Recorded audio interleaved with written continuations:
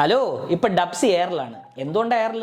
നിങ്ങൾക്ക് എല്ലാവർക്കും അറിയാം, മാർക്കോയുടെ ഫസ്റ്റ് സോങ് ഇറങ്ങിയായിരുന്നു, സിംഗിൾ ബ്ലഡ്. ചോരക്കരയുടെ ചായം പൊരുളണ തീരപ്പകയുടെ നെഞ്ചാണ് പാട്ടുപാടി ഡബ്സിയാണ് ഏറ്റവും കൂടുതൽ ട്രോൾ ചെയ്യപ്പെടുന്നത്. ഫസ്റ്റ് ഓഫ് ഓൾ നിങ്ങൾ ആ പാട്ട് കേൾക്കുന്ന നിങ്ങൾക്ക് മനസ്സിലാവും, ചില ഹൈപ്പിച്ചുള്ള സ്ഥലത്തിൽ ഡബ്സി തൂറാൻ പോയിട്ട് മുക്കുന്ന പോലെ നമുക്ക് തോന്നും. വളരെ ബോറായിട്ടാണ് അത് പാടിയേക്കുന്നത്. രവി ബസ്റാണ് ഇത് കമ്പോസ് ചെയ്തത്, എഴുതിയത് വിനായക് ശശികുമാർ.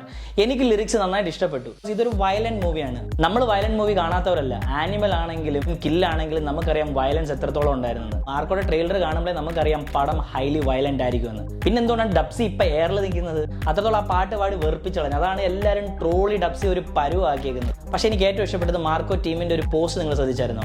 ആദ്യമായിട്ടാണ് ഒരു പടത്തിന്റെ ഫീഡ്ബാക്ക് ചോദിച്ചിട്ട് ഒരു പ്രൊഡക്ഷൻ ടീം പറയുന്നത്, നിങ്ങൾക്ക് എന്ത് ഫീഡ്ബാക്ക് ഉണ്ടെങ്കിലും നിങ്ങൾ തരിക, അതനുസരിച്ചിട്ട് ഇവർ ചേഞ്ച് ചെയ്യുമെന്ന്. That is really appreciable.